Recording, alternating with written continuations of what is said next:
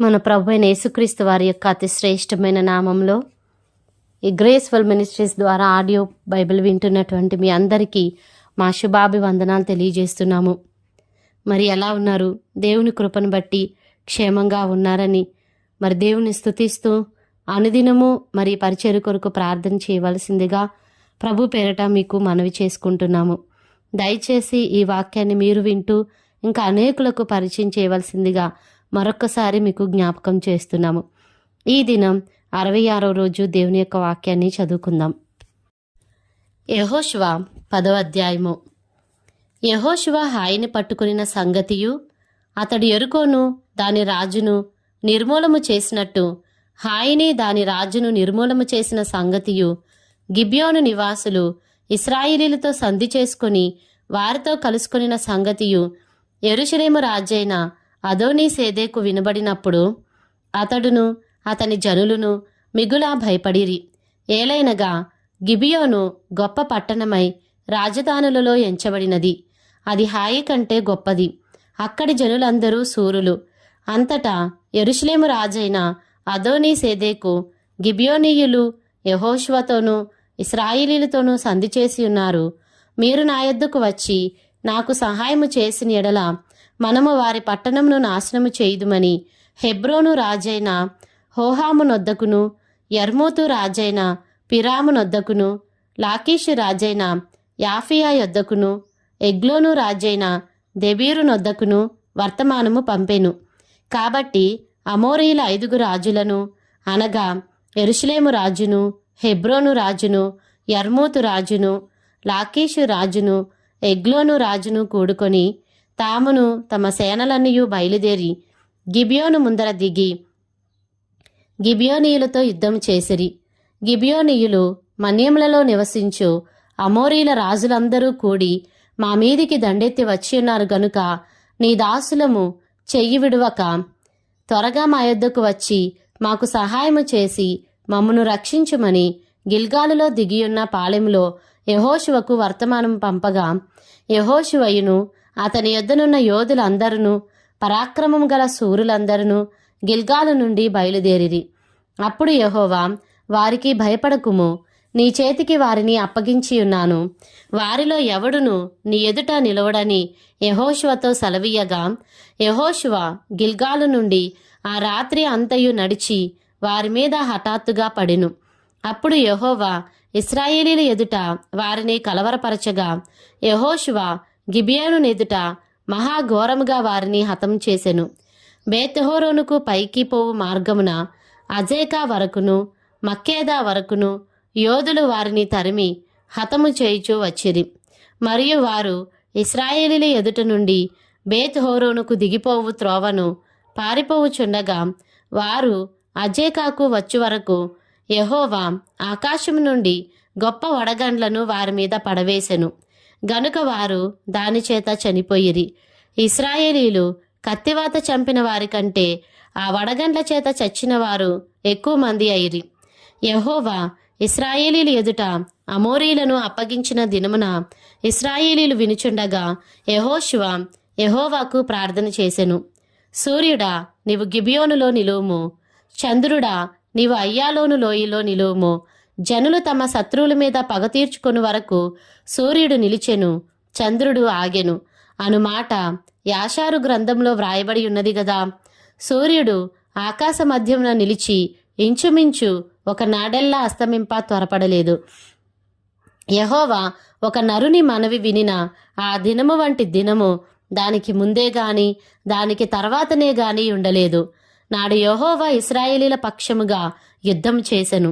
అప్పుడు యెహోషువయు అతనితో కూడా ఇశ్రాయేలీలందరూ గిల్గాలులోనున్న పాళెంలోనికి తిరిగి వచ్చిరి.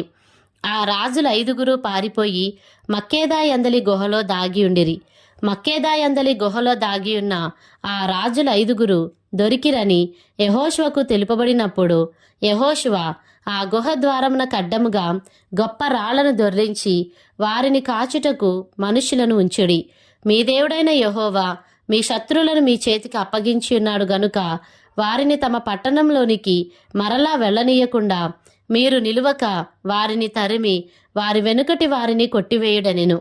వారు బొత్తిగా నశించు వరకు యెహోషువయు ఇశ్రాయేలీయులను బహుజన సంహారము చేయుట కడతేర్చిన తరువాత వారిలో మిగిలియున్నవారు ప్రాకారము గల పట్టణములలో చొచ్చిరి. జనులందరూ మక్కేదాయందలి పాళెంలోనున్న యెహోషువ యొద్దకు సురక్షితంగా తిరిగి వచ్చిరి. ఇశ్రాయేలులకు విరోధముగా ఒక మాట అయినా ఆడుటకు ఎవనికిని గుండె చాలకపోయెను.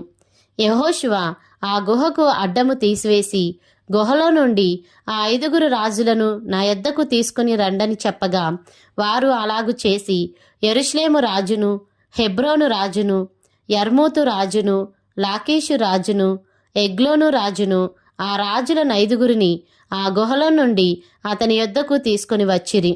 వారు ఆ రాజులను వెలుపలికి రప్పించి యెహోషువ యొద్దకు తీసుకుని వచ్చినప్పుడు యెహోషువ ఇశ్రాయేలీయులందరినీ పిలిపించి తనతో యుద్ధమునకు వెళ్ళి వచ్చిన యోధుల అధిపతులతో, మీరు దగ్గరకు రండి, ఈ రాజుల మెడల మీద మీ పాదములనుంచుడని చెప్పగా వారు దగ్గరకు వచ్చి వారి మెడల మీద తమ పాదములనుంచిరి. అప్పుడు యెహోషువ వారితో, మీరు భయపడకుడి, జడియకుడి, దృఢత్వము వహించి ధైర్యముగా నుండుడి. మీరు ఎవరితో యుద్ధం చేయుదురో ఆ శత్రువులకందరికీ యెహోవా వీరికి చేసినట్టు చేయుననెను. తరువాత యెహోషువ వారిని కొట్టి చంపి 5 చెట్ల మీద వారిని ఉరితీసెను. వారి శవములు సాయంకాలము వరకు ఆ చెట్ల మీద వ్రేలాడుచుండెను.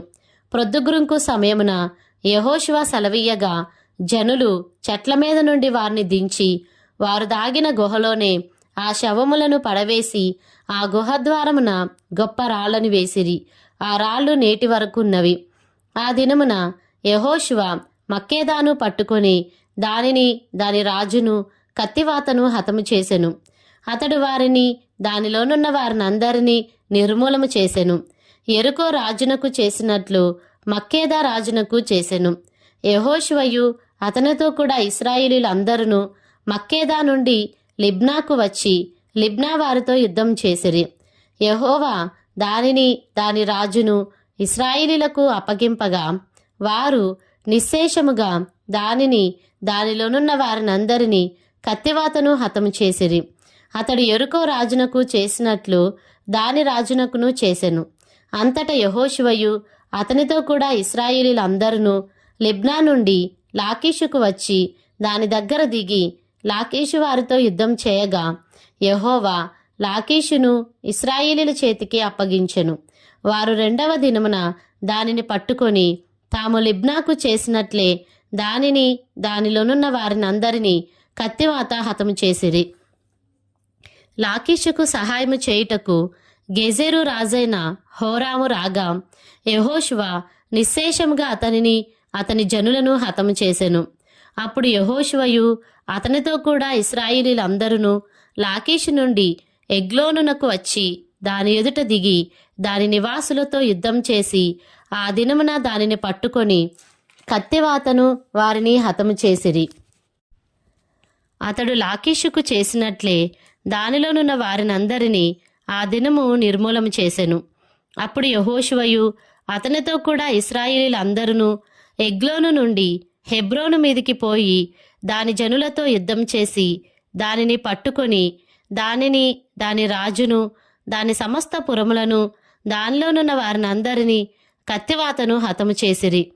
అతడు ఎగ్లోనుకు చేసినట్లే దానిని, దానిలోనున్న వారినందరినీ నిర్మూలము చేసెను.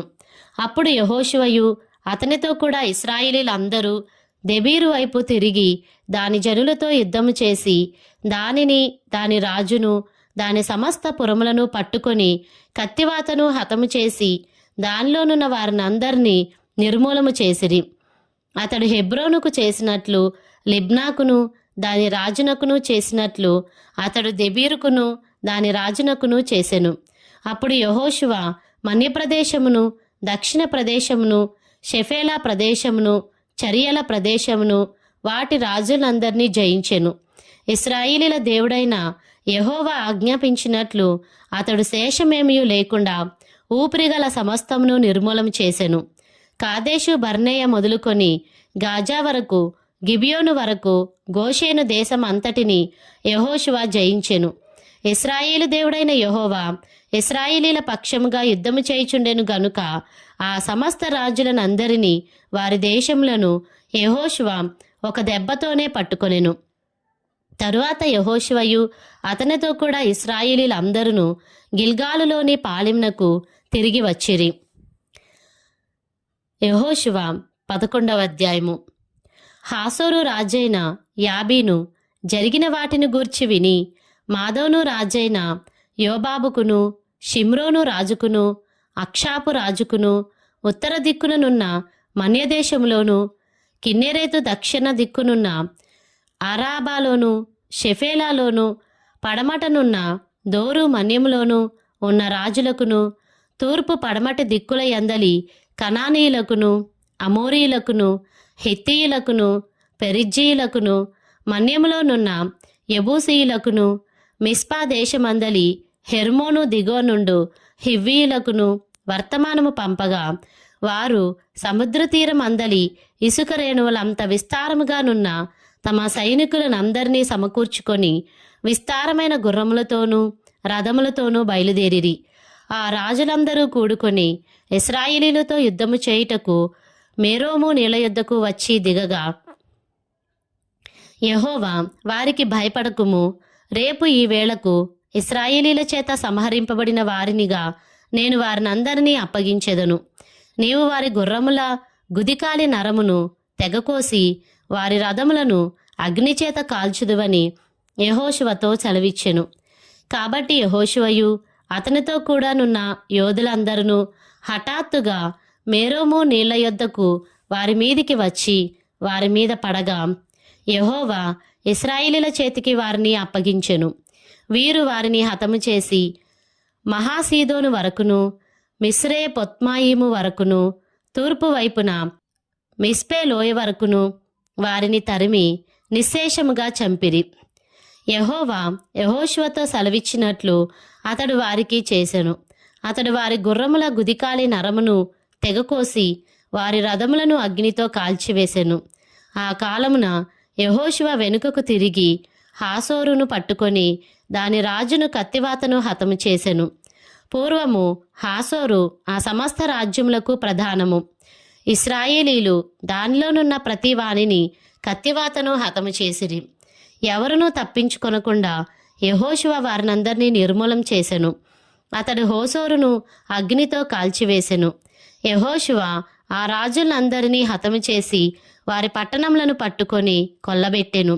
యెహోవా సేవకుడైన మోషే ఆజ్ఞాపించినట్లు అతడు వారిని నిర్మూలము చేసెను.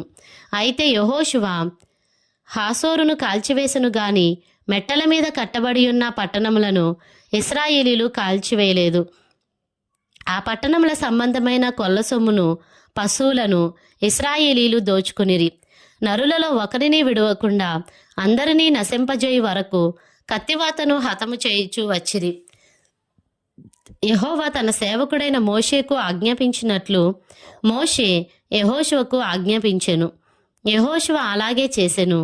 యెహోవా మోషేకు ఆజ్ఞాపించిన వాటన్నిటిలో నొకటియు అతడు చేయక విడువలేదు.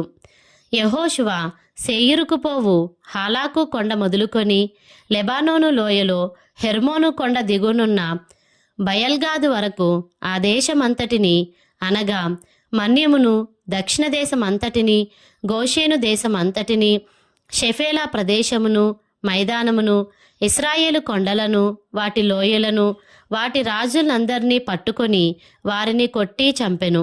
బహుదినములు యెహోషువ ఆ రాజులందరితో యుద్ధము చేసెను.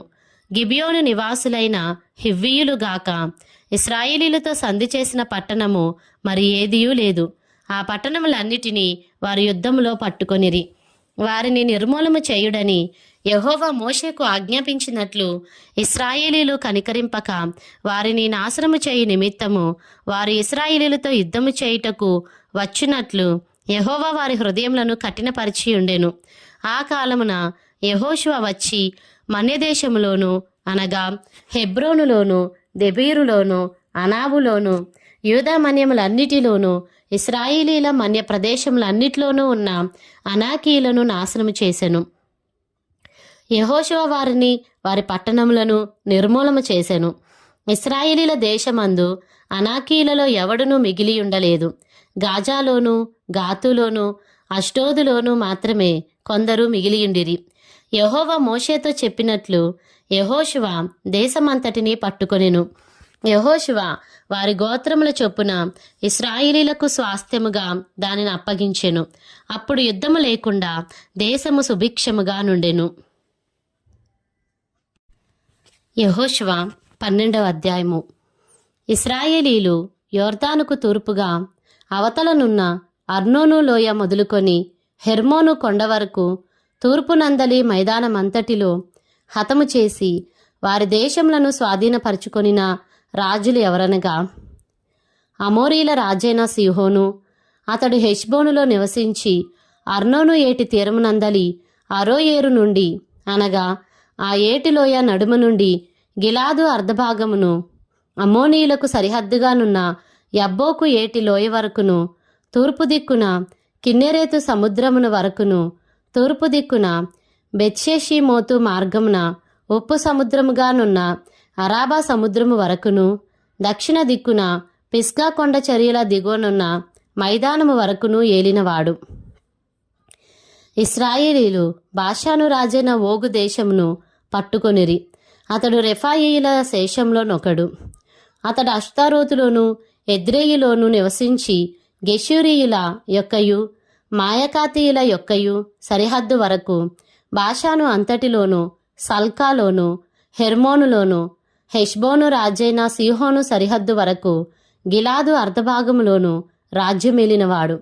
యెహోవా సేవకుడైన మోషేయు ఇశ్రాయేలీలును వారిని హతము చేసి యెహోవా సేవకుడైన మోషే రూబేనీలకును గాదీలకును మనష్షే అర్ధగోత్రపు వారికిని స్వాస్థ్యముగా దానినిచ్చెను.